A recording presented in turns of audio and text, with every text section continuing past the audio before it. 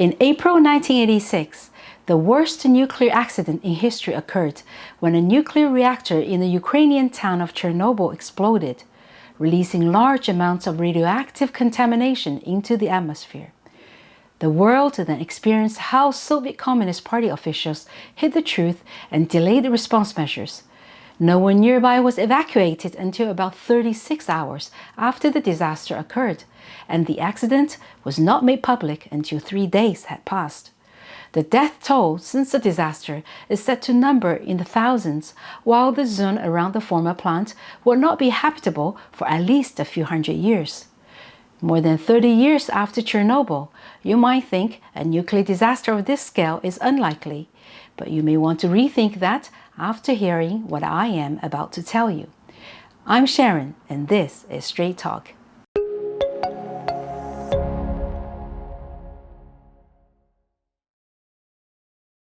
Earlier this month, EDF, a French electricity giant, was feeling anxious. The nuclear power plant it designed and part-owns in Taishan, China, had a radiation leak, and the French company feared an imminent radiological threat. Within a matter of days, EDF's nuclear unit, Framatome, wrote to the U.S. Department of Energy 3 times. The first time was in late May to warn the American officials that they had detected a buildup of inert gases inside one of the 2 reactors, and that they might need to request technological assistance later on.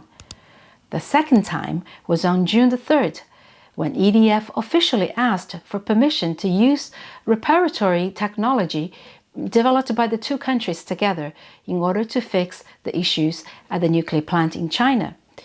The French warned American officials that the nuclear reactor was leaking fission gas and posed an imminent hazard. And the third time happened on the 8th to ask the Americans to hurry up. EDF made all of these overtures alone and without its Chinese partner, which remained silent. Around the same time, in fact, EDF called an extraordinary board meeting demanding that all data and decision-making be made available to them. This tells us that up to now, EDF did not have full access to important information, and neither was it included on important decisions made. I think you will agree with me that EDF has made some pretty extraordinary moves, and that the situation must have been rather dire in the eyes of the French company. Who is its Chinese partner?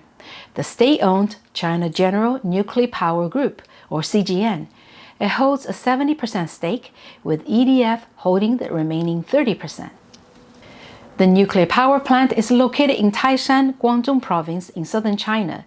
Taishan has close to 1 million residents and is only 1 hour's drive from the densely populated Pearl River Delta, and a mere 2-hour drive from Hong Kong, where 8 million people reside. The amount of nuclear fuel employed at Taishan nuclear power plant is 3 times that of the Fukushima. In the event of a massive nuclear leak, it would affect more than 50 million people. But Chinese officials have denied that there was any problem. They said environmental data at the plant and its surroundings shows normal levels of radiation. China's foreign ministry also downplayed the reports. So, was a French company making a fuss about nothing? Keep watching to find out.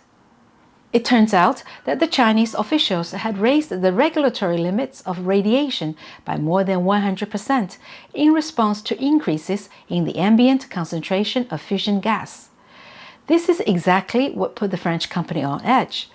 The revised limits are higher than those accepted in France, and at the time of their 3rd letter to the US, the new limits were being threatened again as readings reached the 90% mark. Why did the Chinese raise allowed limits?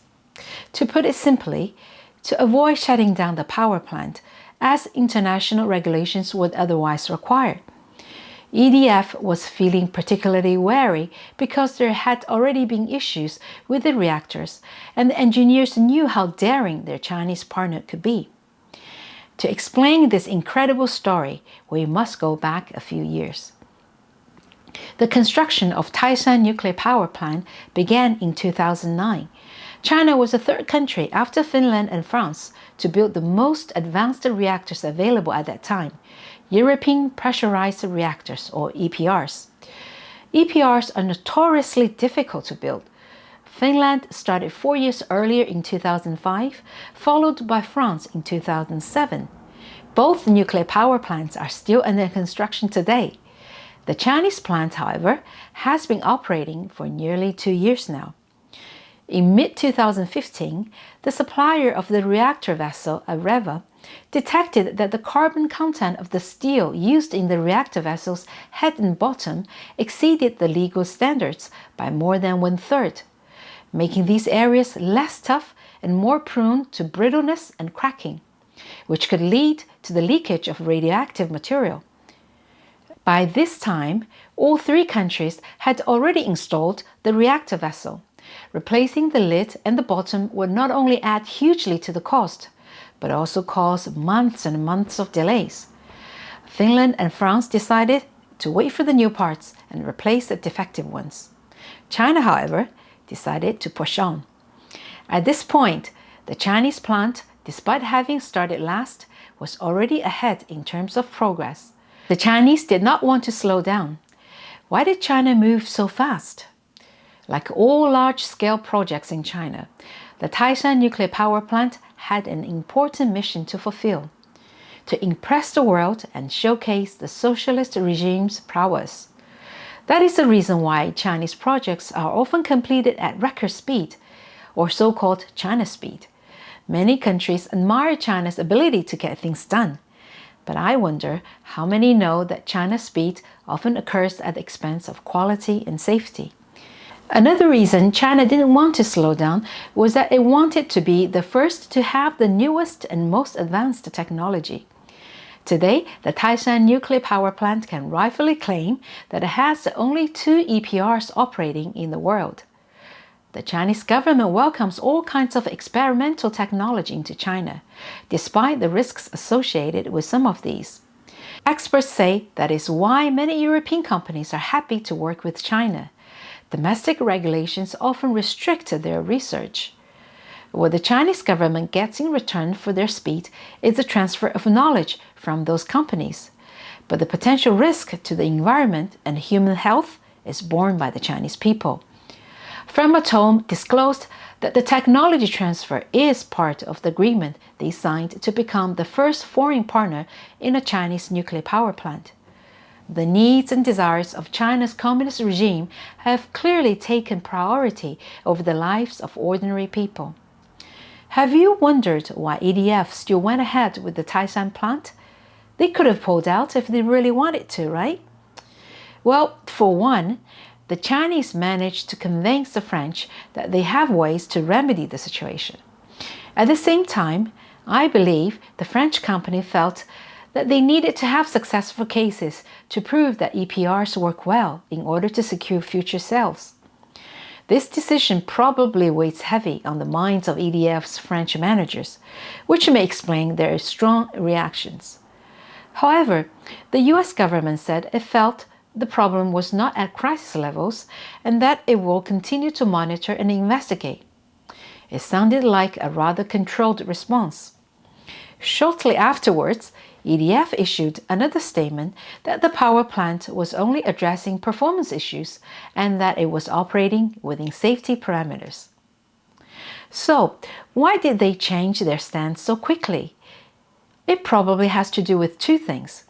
First, the incident might be serious but could still be addressed with available technology. Secondly, it is possible that the US government preferred to deal with this quietly, as it did not want to further strain relations with China, which are already stressed as it is.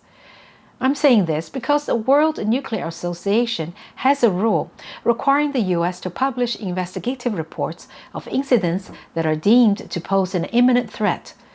EDF's initial warning, if not retracted, would have triggered this.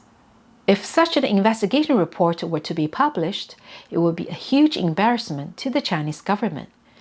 The French company effectively retracted its warning, thus sparing tensions between the US and China. Is it possible, however, for this situation to get even worse? The Taishan nuclear power plant's 2 EPRs went into operation in 2018 and 2019, respectively. Would you be worried if I told you that barely 2 years into their operating lives, Reactor 2 has already had an overhaul? Now, Reactor 1 is leaking inside, with 5 fuel rods exhibiting cracks. Although proportionally it is well under the limit, it does make you wonder how safe things are. As for the weakened reactor vessel lid made of defective steel, at the moment, there isn't even an effective way of checking how well the parts are holding up during operation. Chinese officials have decided that they will use the existing reactor vessels for 7 years, that is until 2025, unless they find a good testing method before then. So, in a way, they are flying blind on this and trusting that the parts won't give way. Just a year ago, the Chinese Communist Party covered up human-to-human transmission of the novel coronavirus and likely masked the origins of the virus too, resulting in millions of deaths that could have been avoided. Now, no industry is immune from accidents, but ample transparency may help to keep damage to a minimum. It makes me breathe a little more easily knowing that EDF is involved in running the Taishan nuclear power plant with the Chinese. Transparency will not be lost completely there. But the problem is this: Taishan is far from being the worst nuclear power plant in China. There are several in far worse shape. Did you know China is the most active builder of nuclear reactors in the world, with some 11 more reactors under construction? And that includes 2 EPRs they are building together with EDF at Hinkley Point in Somerset, England. This is it for today. I hope you have enjoyed this video. If you do, please like it and share it with your friends. And don't forget to subscribe and hit the bell to turn on the notification for future videos. Thank you for watching, and until next time, take care.